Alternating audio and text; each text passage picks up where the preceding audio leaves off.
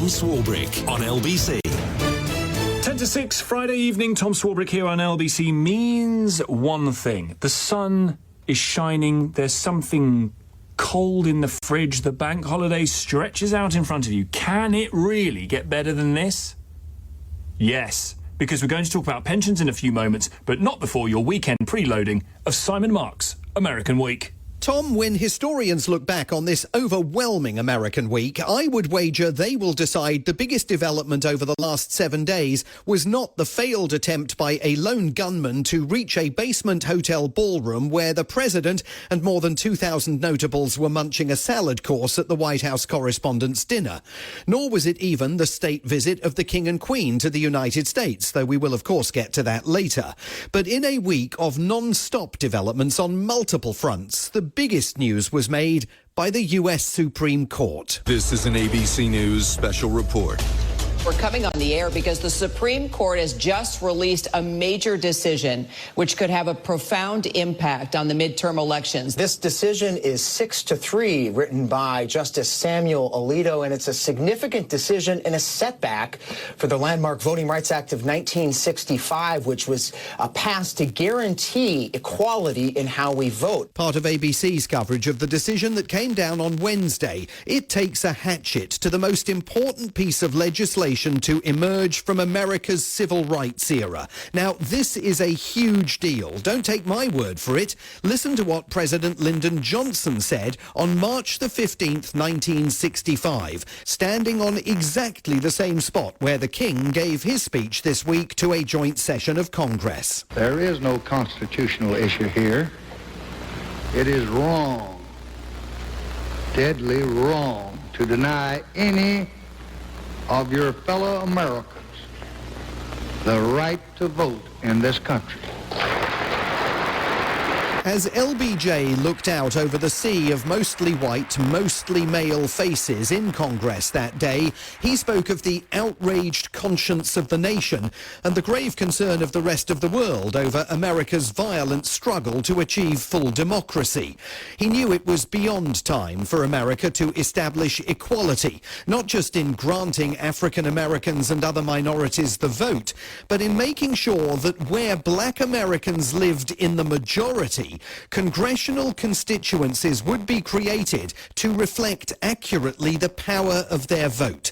This week, 61 years later, the Supreme Court changed all that, only 6 months before America's midterm elections in November. Breaking news from overnight, the Washington Post reports that Governor Jeff Landry plans to suspend the May House primary election so that lawmakers can pass a new map first. Yeah, big development overnight. The reporting coming after the Supreme Court struck down Louisiana's current congressional district map, ruling it to be unconstitutional. WWL-TV in New Orleans, they're scrambling amid news that the state's governor, Republican Jeff Landry, is now postponing primary elections that were due to take place in only a fortnight.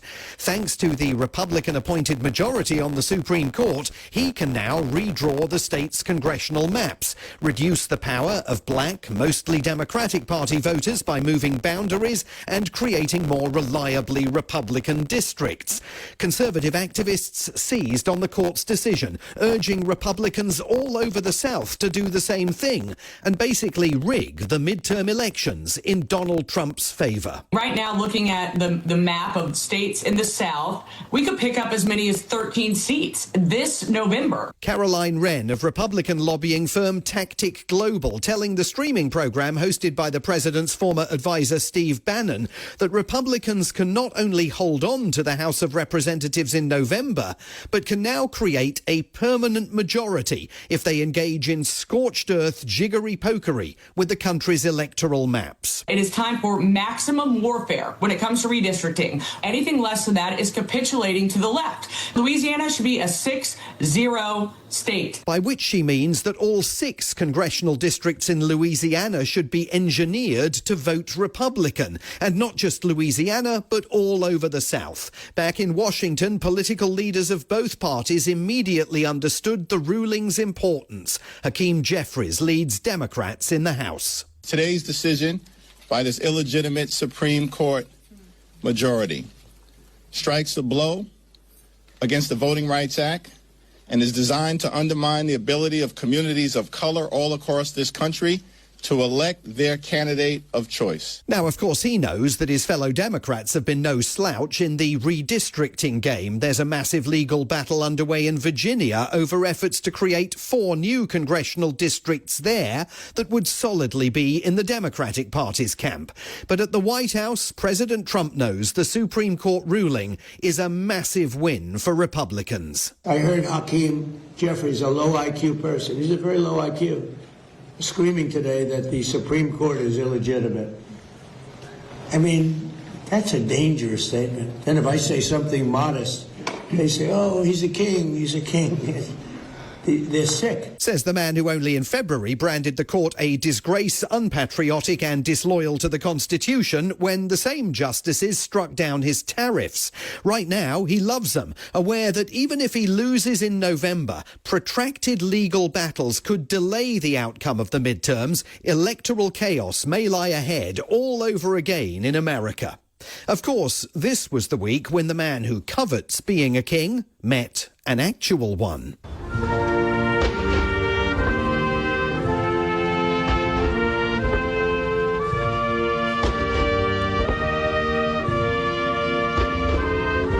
The formal arrival ceremony of the King and Queen at the White House on Tuesday, complete with a 21-gun salute as their 4-day visit officially got underway. A kick-off event for this year's celebrations marking America's 250th birthday.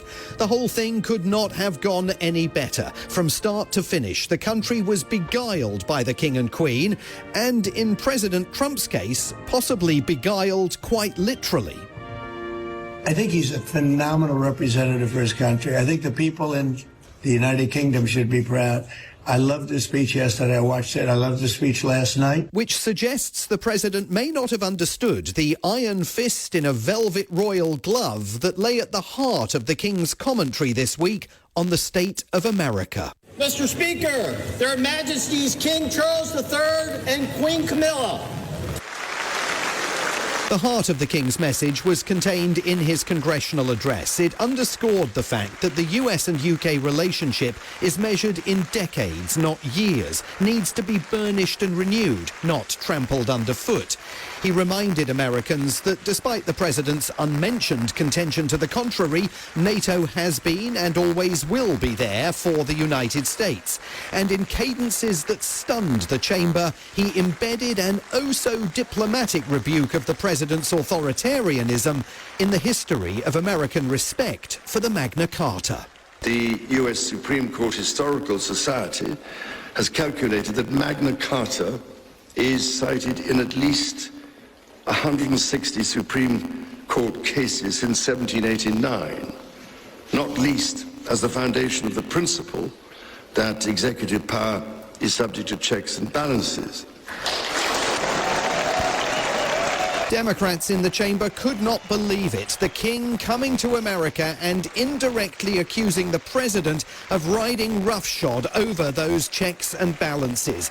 Seeking himself, his critics contend, to be a king, the move rejected by an actual one.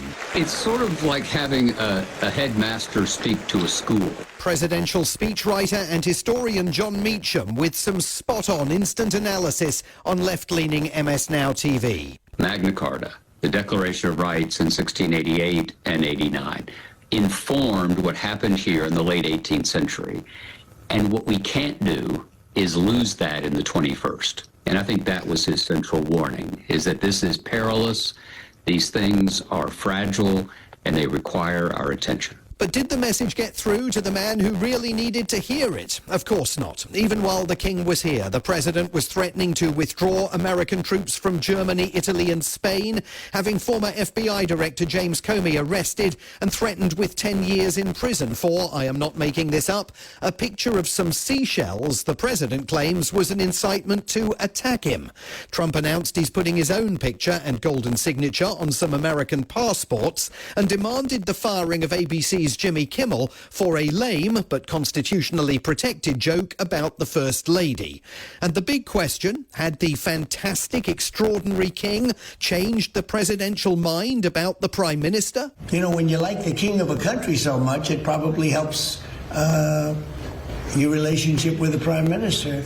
But, you know, in that case, the prime minister, I said, do you want to send a little help?